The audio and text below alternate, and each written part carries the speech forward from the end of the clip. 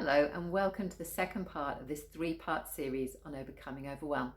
In the first episode, we took a look at the first key cause of overwhelm and a way of combating it.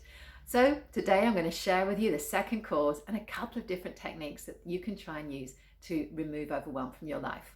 So if you find that you are faced with so many things to do, you keep procrastinating, you don't even start to do things, or maybe you just keep forgetting, then that second cause of overwhelm is probably very relevant to you. And that is disorganization. Disorganization mentally and physically. So let's take a look at what you can do about that. So the first thing we need to do is organize your mind. When you carry all the things that you need to do in your head, it is counterproductive. My recommendation to you is to write them down. When you write them down, it makes your brain feel like it's doing something. So it starts to relax. It's like, wow, I've taken my first step. It also allows your brain to start to prioritize all those things that you need to do.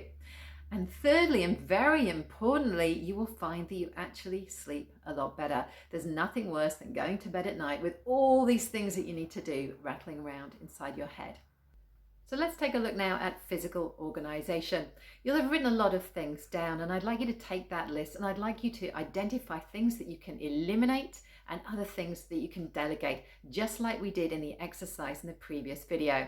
If you haven't watched that yet, please do press pause and have a go at the exercise now. So with all those things that you have left that only you can do, I would like you to split them into two different groups. Those actions which are only taken once, and those actions which you need to repeat or do on a regular basis. For those repeated actions, ask yourself this question: what is the one thing that I can do that will make all of this easier or unnecessary? What is the one thing I can do that will make all of this easier or unnecessary?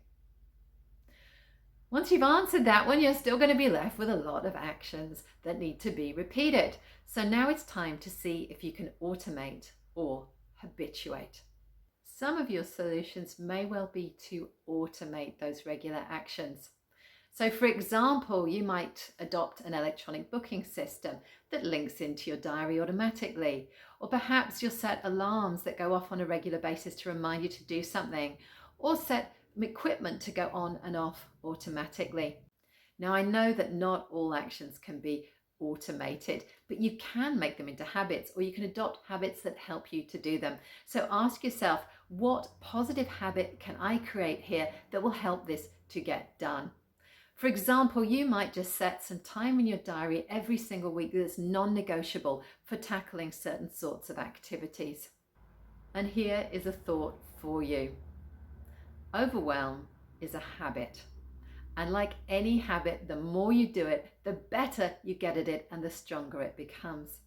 So it's really time for you to look at changing your habit, your overwhelm habit. Think about what habit you want to have instead of an overwhelm habit and start to cultivate that habit instead. So now you have some great techniques that you can use to start to combat the overwhelm that comes from those repeating events. And in the next episode, we will take a look at that overwhelmingly large to-do list. I'll explain to you the third reason that you can get overwhelmed, and I'll give you some great tips and techniques that you can use to help to work out where to begin when it all just seems too much. So please do click subscribe, and I'll see you next time. Thank you for watching.